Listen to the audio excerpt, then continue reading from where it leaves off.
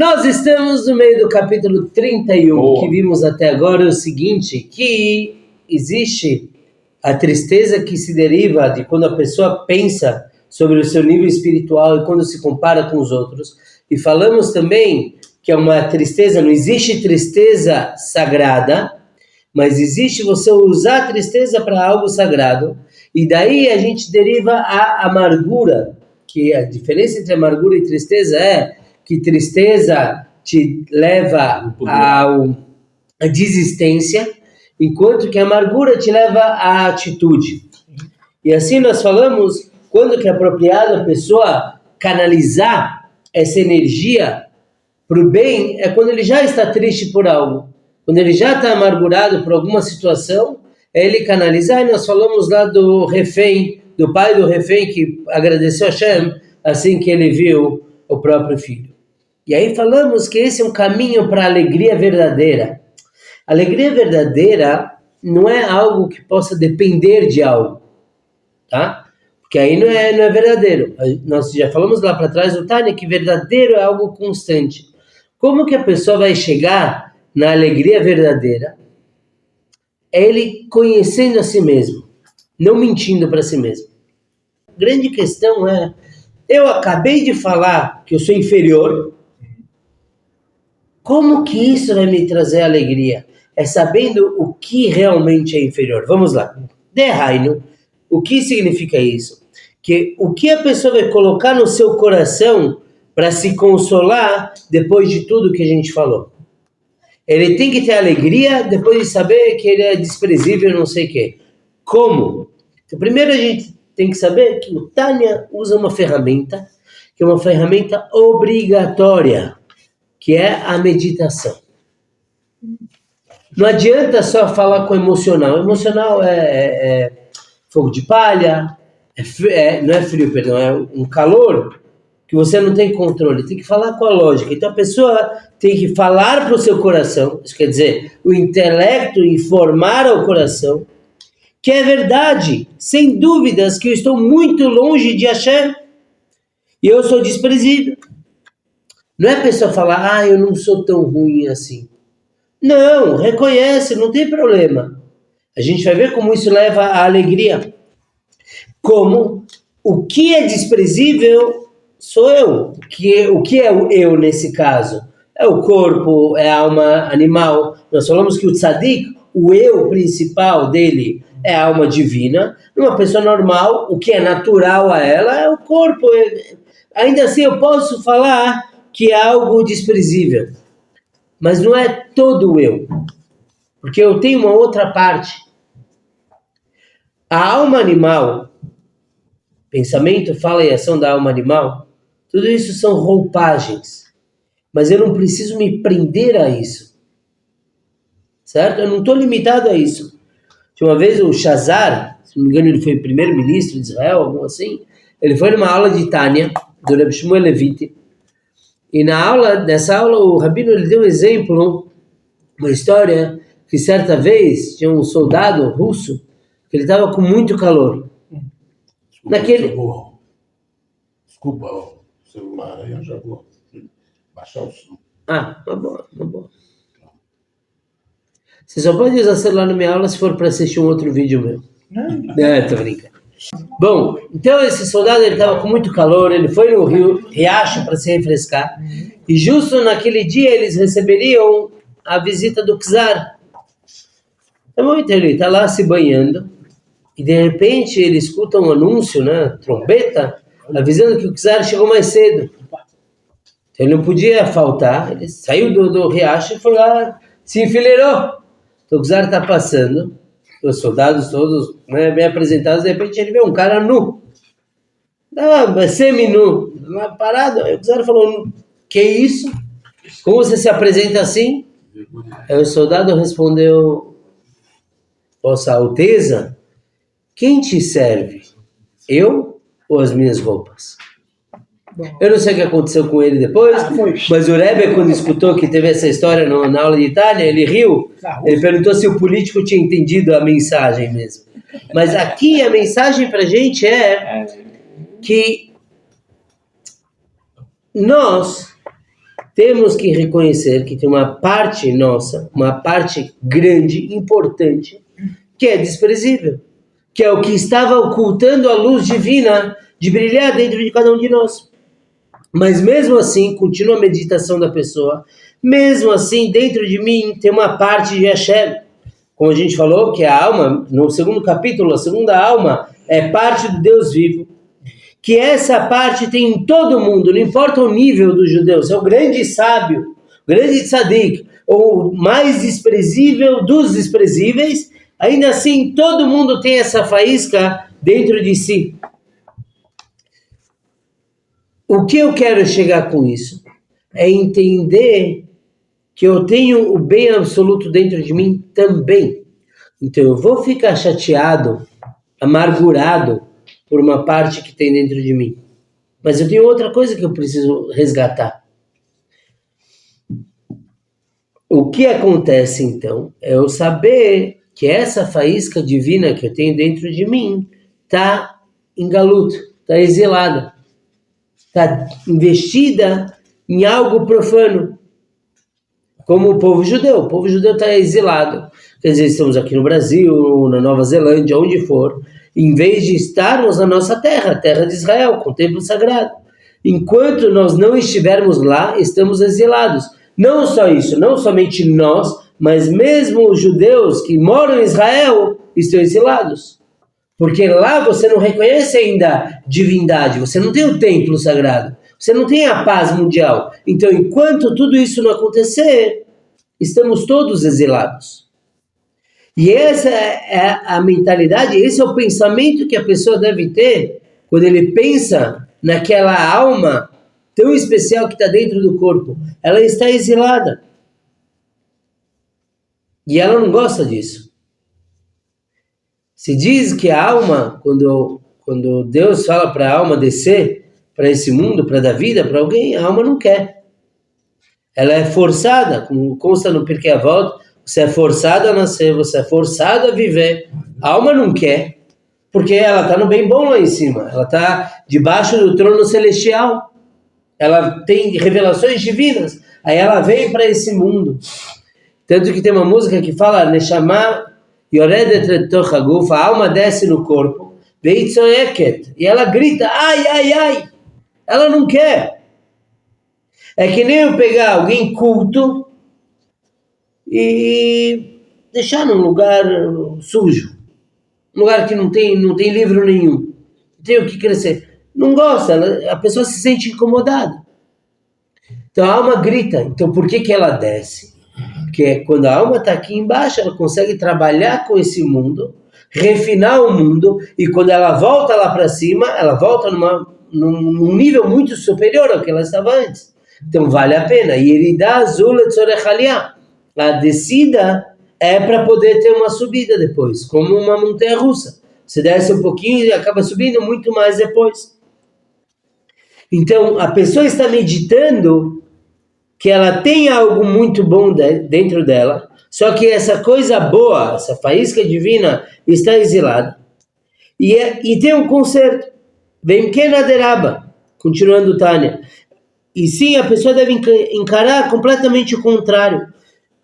Quanto mais distante estou de Hashem, essa alma divina, ela está mais em exílio. E se ela está no exílio mais forte, o que eu tenho que ter dela é piedade, misericórdia. E quanto mais fundo, mais pena eu tenho.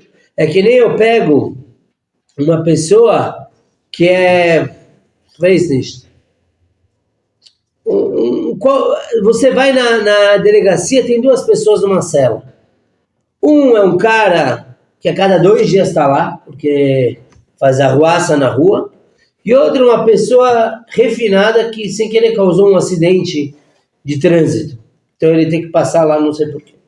De quem você vai ter mais pena? Do cara que está sempre lá? Ou do cara que dessa vez ele se deu mal?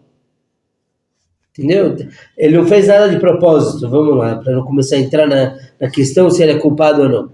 Mas antigamente era muito comum deixar a pessoa 24 horas lá na delegacia.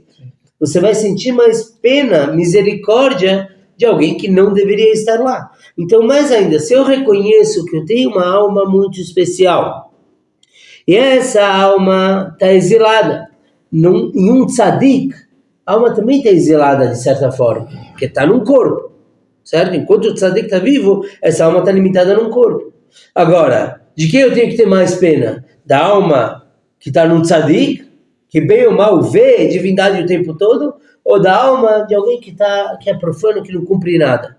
Tem que ter mais pena dessa alma que está num corpo profano. E por isso, continuando a meditação, eu vou colocar toda a minha força, toda a minha vontade em retirar essa alma desse exílio e devolvê-la à casa do seu pai, como quando ela era jovem. Isso é um versículo tirado da Torá, que quando uma filha de um Cohen, ela casou com um Israel normal, então ela já não pode mais comer da comida da casa do pai, trumar comidas mais sagradas. Se ela enviuvar ou ela divorciar sem ter filhos, ela pode voltar à casa do pai como quando ela era jovem. Por que o Tani escolhe justamente esse versículo?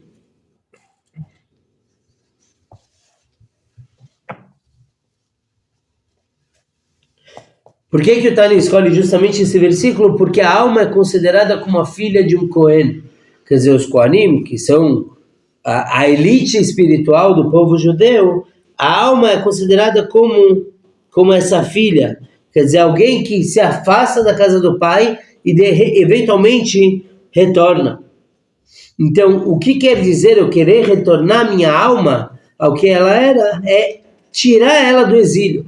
A alma está no meu corpo, está exilada. O que quer dizer? Tirar do corpo agora? Suicídio? Claro que não. Isso é proibido pela Torá. O que quer dizer é eu retirar ela da prisão. O que é a prisão? É algo material que oculta a luz da alma. Então eu retiro ela. Como? Refinando o meu material também. Então eu fico tão amargurado pela situação da minha Neshama, pela situação da minha alma, como que ela quer e não pode, que eu resolvo agir. E o que eu tenho que fazer? O que você acha, Moisés? O que eu tenho que fazer? Melhorar as suas atitudes, rezar mais. Me aprimorar. Comer kasher. Fortalecer, exato. Fortalecer como? E quando que a pessoa sabe que a sua alma está tão degradada assim? Por quê? Porque ela teve experiências ruins a vida inteira. Não, nada a ver. Não, nada a ver uma coisa com outra. Ele pode ser um multibilionário e a alma está afundada. E por quê? Porque o que quer dizer a alma estar presa? Significa que a alma não vibra com nada espiritual.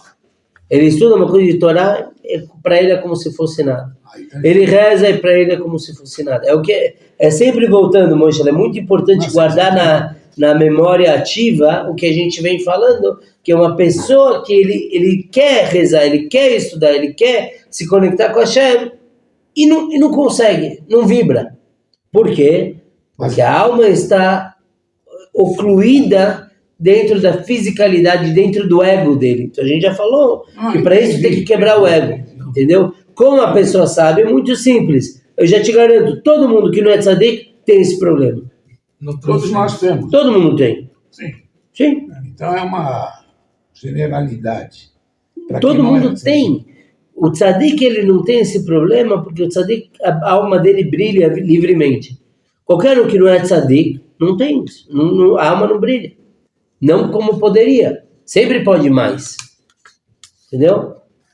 Entendi. Não transcende esse obstáculo.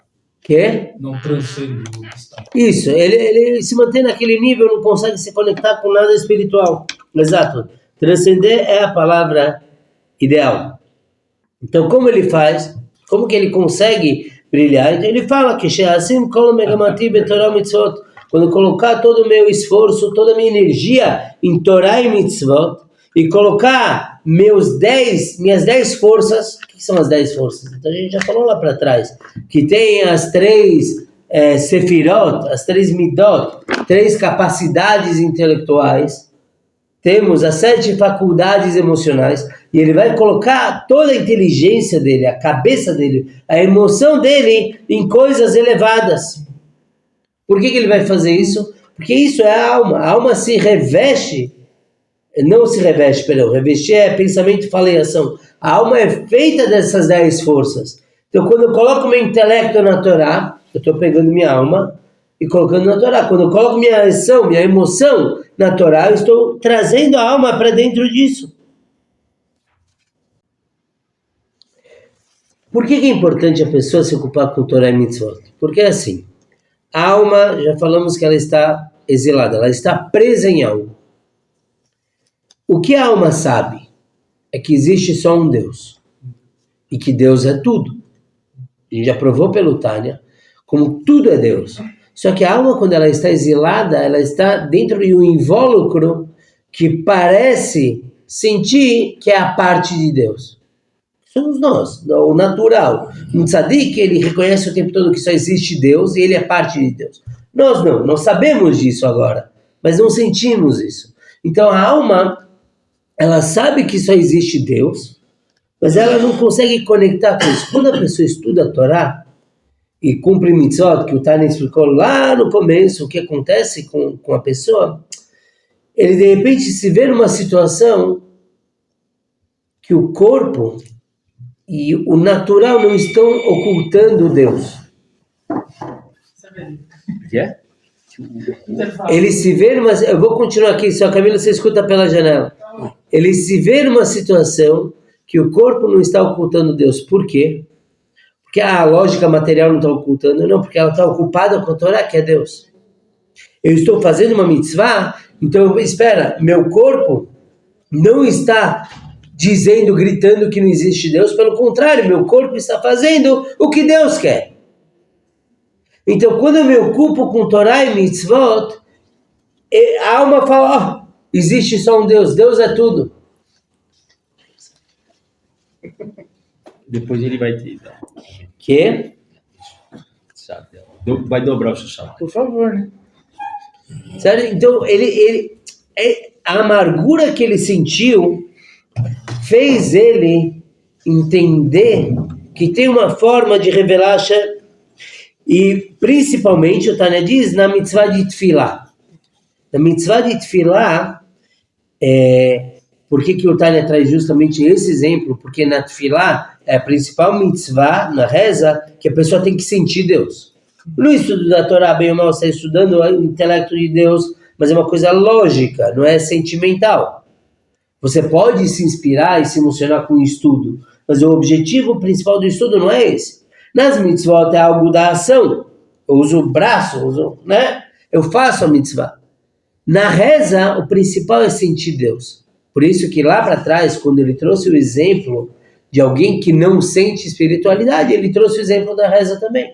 Então aqui ele fala que principalmente na tefilá eu vou fazer muita força para entender que meu corpo, na verdade, é uma ocultação da minha alma e poder revelar através do meu corpo. E ele vai gritar para Deus na reza com o sofrimento de quem está exilado para tirar a alma desse exílio. Então ele vai usar toda aquela amargura que a gente falou como combustível para rezar melhor. Dá para transformar. Tinha na Bélgica um senhor na sinagoga, que a maioria das sinagogas tem, aqui a gente ainda não tem, temos que instituir, mas é o tio da bala. Tem sempre um senhor que dá bala para as crianças. A criança fala o nome da paraxá, ganha uma balinha. A criança respondeu um amém bonito, ganha uma balinha. Isso muitas sinagogas têm. Eu estou procurando candidatos para cá. Bom, e nessa sinagoga na Bélgica tinha um judeu que ele dava muita bala para as crianças. Balas naturais, vai. Dava muita bala, gostava de dar balas. E aí o rabino foi perguntar para ele, olha, né? Por que tanto? Geralmente se dá uma bala, duas, ele dá um pacotinho para cada criança. Ele contou o seguinte, ele era sobrevivente do Holocausto. ele perdeu a esposa e os filhos na guerra, nos campos. E ele entrou numa depressão muito profunda. Por quê? Perdeu toda a família, ele não queria mais nada, falou, imagina casar de novo, de jeito nenhum. Até que ele passou no Rebbe. O Rebbe falou, você tem uma dor, você tem lágrimas. São lágrimas de tristeza, mas que também são de amor. Por quê? Porque você chora por não ter mais sua esposa. É um amor por ela, que ela não está mais aqui. Você chora pelos seus filhos que não estão mais aqui. O Rebbe falou, isso é um baita desperdício. Porque você tem tanto amor e está escorrendo nas lágrimas, está indo embora, está se esvaindo. Ele falou, você tem que fazer o contrário. Você tem que pegar esse amor todo e reconstruir tua vida por amor. Porque você tem muito amor. Essa dor não é dor pura, é uma dor proveniente do amor. Usa esse amor. E o Rebbe, ele falou, conseguiu me tirar daquela situação de ser uma vítima constante. Só que ele falou, no começo, ele não quis nem pensar em casamento. Escutar palavras bonitas é uma coisa, mas ele não é que ele saiu da conversa com o Rebbe pronto para rupar, pronto para casar. Então ele começou a pensar como que ele vai fazer para ter esse amor. Aos poucos. Ele vai dar bala para crianças na sinagoga. Que é uma demonstração de carinho, muito mais fácil do que casar, mas sabe, aos pouquinhos. Ele falou que aquilo tirou ele da depressão. A primeira vez que ele deu uma bala para uma criança, imagina, depois de sair da guerra, de ver todos os horrores da guerra, de ter perdido os filhos, ele falou, foi muito difícil, mas quebrou o gelo. Eu comecei a dar mais balas para as crianças, eu me recuperei, casei, tive mais filhos. Então, é isso que o Rebbe diz aqui, que essa dor que a pessoa percebe, eu sou um nada, eu sou uma pessoa que faz erros, comete erros. Não vamos falar agora que eu não presto para nada, né? Porque a Hashem não cria coisas em vão, nem pessoas em vão. Mas isso que eu reconheço que eu tenho algo tão precioso dentro de mim, e eu deixo isso preso dentro de mim, poxa, quem sou eu? Como eu sou um carcereiro da alma? Então, esse sentimento aparentemente negativo traz a amargura traz a ação, e aí se ele consegue gritar para Hashem e falar, me ajuda a libertar a minha alma disso. E isso é Tshuvah e Masim Tovim. Tshuvah é retornar a Hashem, e Masim Tovim é boas ações. Que quando a pessoa faz isso de uma forma profunda, isso é retornar a Hashem e boas ações. Agora a pergunta é, Tshuvah, se perguntar para qualquer um o que é Tshuvah, se arrepender dos erros passados. Peraí, estamos falando do presente agora. A gente já se arrependeu, já falamos que... A gente está falando do Ben Olim, uma pessoa completa, de certa forma. O que é Tshuvah? É retornar para Hashem, nada a ver com pecados. Não tem nada a ver com transgressões. Todo mundo pode retornar para Hashem. Que são as boas ações que ele faz para retornar sua alma à fonte que é Hashem. A Tshuvah significa você elevar a tua alma, retornar ela. Por isso que um tzadik também vai fazer Tshuvah. Está escrito que Mashiach vem para fazer os tzadikim, os justos fazerem Tshuvah. E por isso ele pode fazer isso com alegria. Porque agora ele vai meditar para quem ele está retornando. Para onde ele está elevando a alma dele. E aí ele vai ter a alegria da alma como quando ela sai do corpo. Aqui a gente não está falando, claro, da morte, mas da elevação da alma.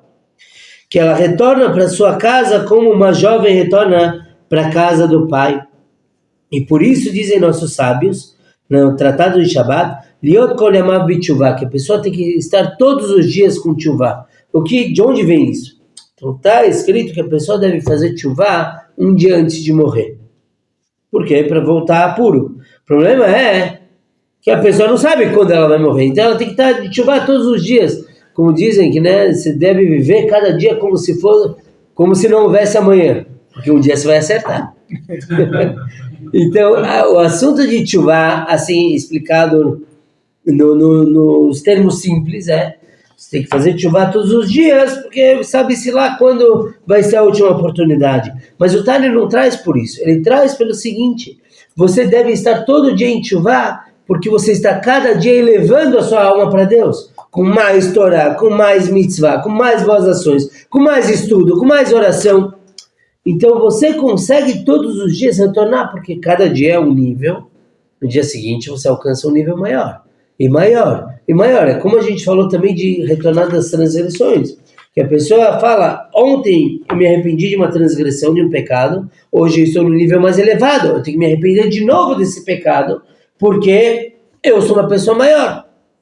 Aqui o assunto não é nem esse, o assunto é que cada dia a alma pode se elevar mais, olhando, focando só no positivo. E não existe uma alegria maior do que sair do exílio.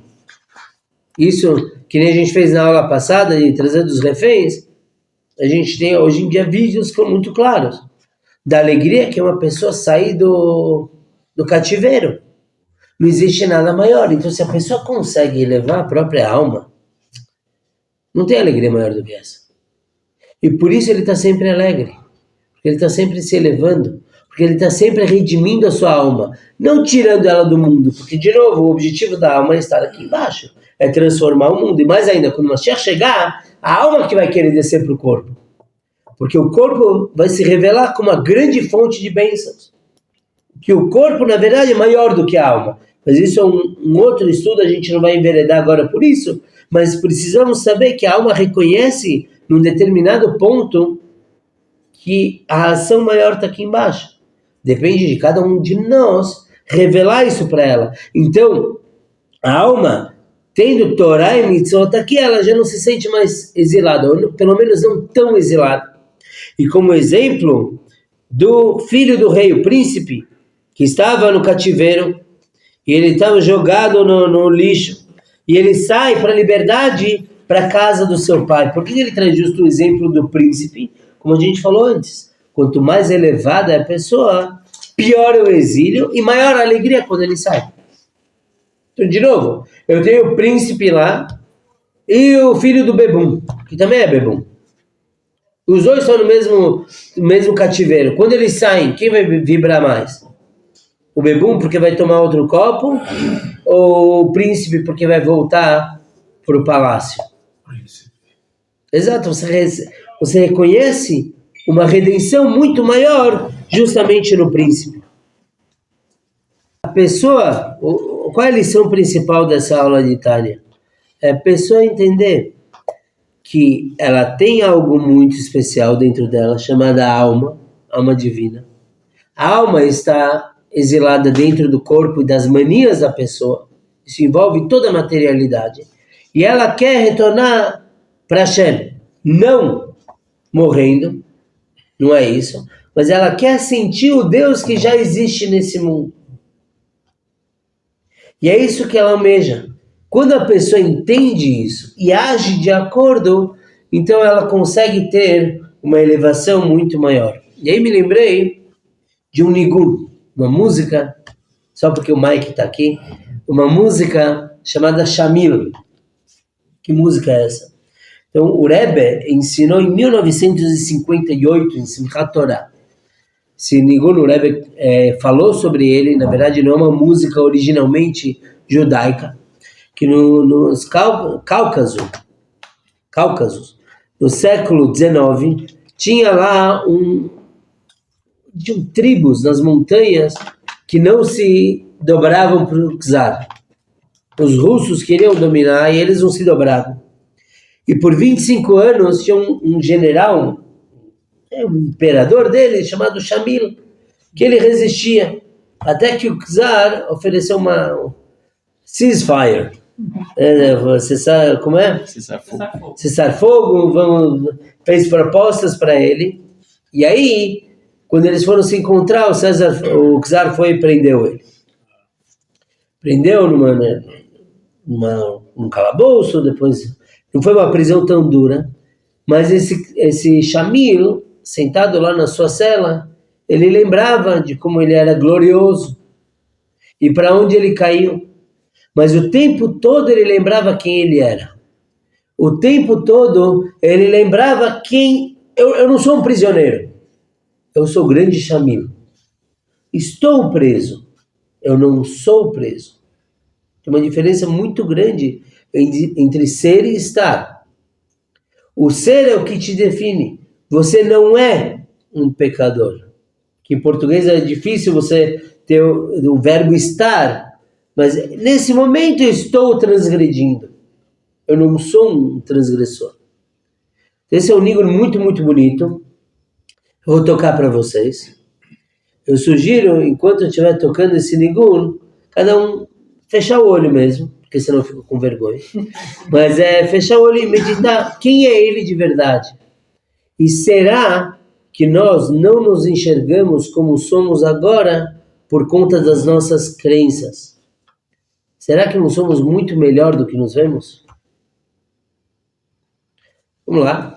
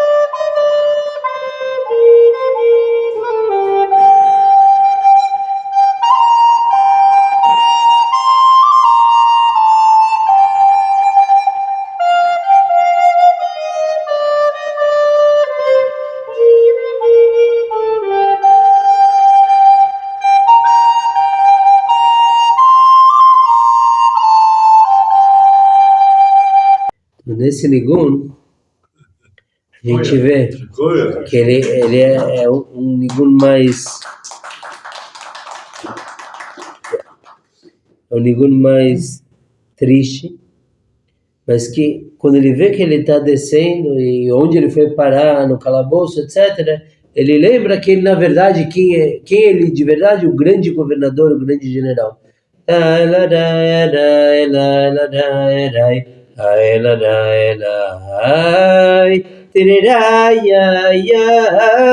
Então ele traz de volta essa energia. Isso é cada um de nós. Pela vida a gente vai se desvirtuando, a gente faz umas coisas que não deveríamos, outras coisas poderíamos ter feito melhor, mas em nenhum momento a gente pode esquecer que por dentro, potencialmente, a nossa alma é muito melhor.